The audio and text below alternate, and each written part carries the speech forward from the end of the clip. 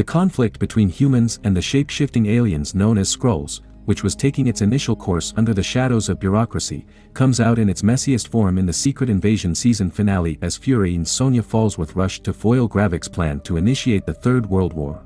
In the previous episode, under Gravik's order, Skrull operative Rava, who was impersonating Colonel Rhodes, tried to convince an injured US President Ritson that the attack on his motorcade was a result of an alliance between the Russians and Skrulls and that he should order a strike on Russia even with the possibility of it instigating a world war. Jaya met with Fury to inform him that Gravik was looking to get Harvest, which is the contained form of the DNA of every major character who took part in the Battle of Earth during Avengers Endgame. Later, Gravik communicates with Fury to inform him that he is willing to bargain for the lives of Skrulls at his refuge and even avert the possibility of a world war in exchange for the Harvest.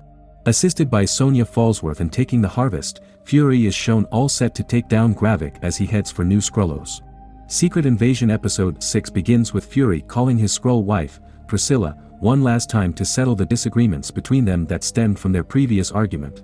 After all, the mission he is going to embark on, a direct confrontation with Gravik, might prove his last one, and he needs to make amends with his beloved before that.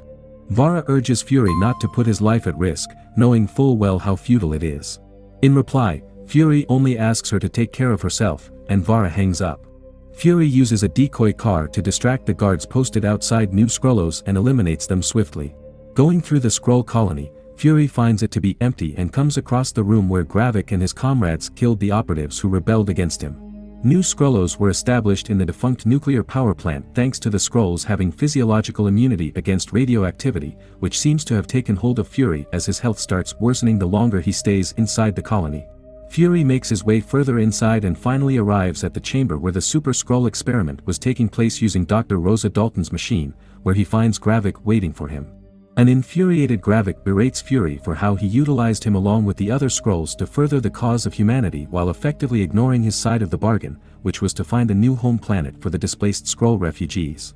Gravik reminds him of the time when, as his youngest covert Skrull operative, Gravik was instructed by Fury to kill someone, whose face Gravik wears to this day as a reminder of how he destroyed someone's family just to impress Fury, who was an idol to him and a number of other Skrull operatives. Gravik carried the guilt and pain of taking lives, considering he did those actions under Fury's order for the ultimate betterment of Skrulls, and it was Fury's betrayal that led Gravik down such a destructive path that has burned both humans and Skrulls relentlessly since. More than the espionage-themed narrative of the series, Secret Invasion has so far turned out to be a thesis on the MCU's political landscape's single most important character, Nick Fury, with the reckoning of all his successes and failures culminating in another world-threatening event. The personal stake makes it imperative that it be he who takes the final stand against Gravik, something he knows as well. On the other hand, Rhodey impersonating Rava tries her best to gaslight POTUS by saying that the Skrull-Russian alliance is a horrifying threat to national security and that taking immediate, responsive action is necessary. Brushing aside the opinions of an admiral about the possibility of the attack being staged, Skrull Rhodes shows the president's satellite footage of Russian tanks gathering across the borders of Finland and Ukraine. Rhodes asks Ritson to consider such tactics as primary acts of aggression undertaken by Russia and almost pleads with him to initiate an airstrike on them. Rhodes' desperation has reached the point that he has even prepared the president's address to people beforehand.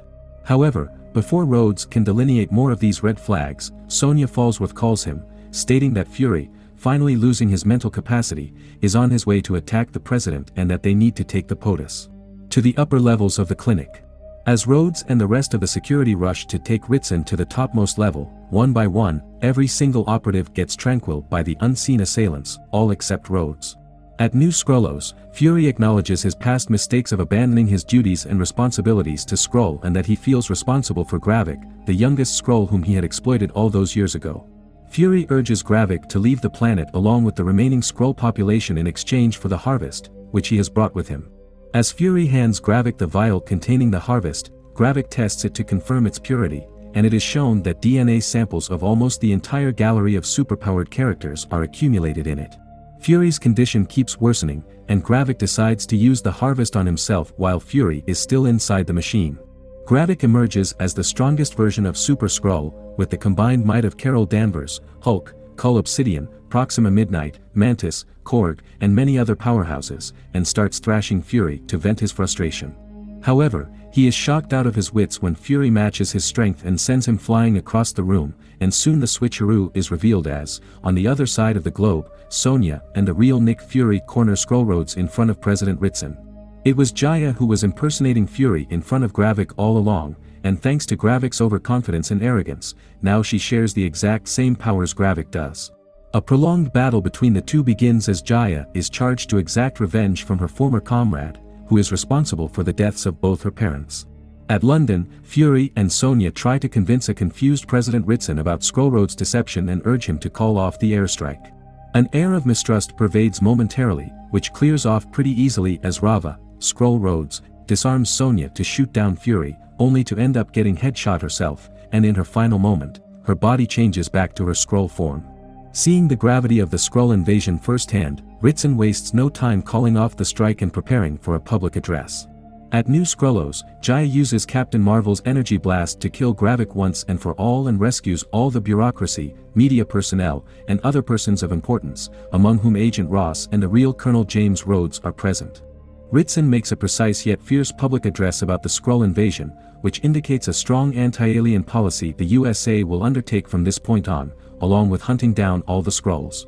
As an immediate reactionary step, a hit squad is formed that starts butchering the Skrull suspects, and aside from some successful takedowns, some humans get killed during the process as well, and the Prime Minister of the United Kingdom, the real one, is shown to be a victim of such deaths. The condition of the Skrulls from this point on seems to mimic how the X-Men were discriminated against in comics.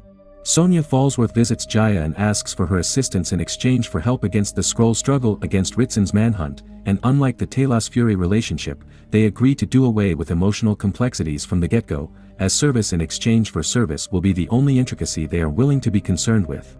Fury visits Priscilla for a final farewell, as he is going to return to the SABR base to simultaneously strengthen Earth's aerospace defenses while searching for a way to resolve the Skrull situation.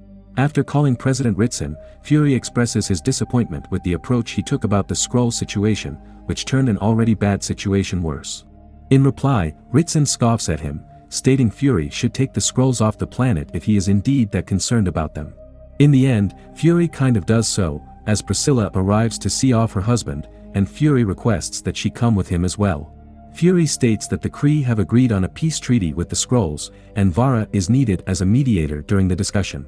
Now confident in her own skin, Vara finally ditches her human identity of Priscilla Davis, appears in her green reptilian Skrull form, and Fury kisses her. A quest that began with testing their marriage ended with mending it in a new dynamic. However, the biggest takeaway from the finale is Jaya emerging as possibly the physically strongest MCU character till now.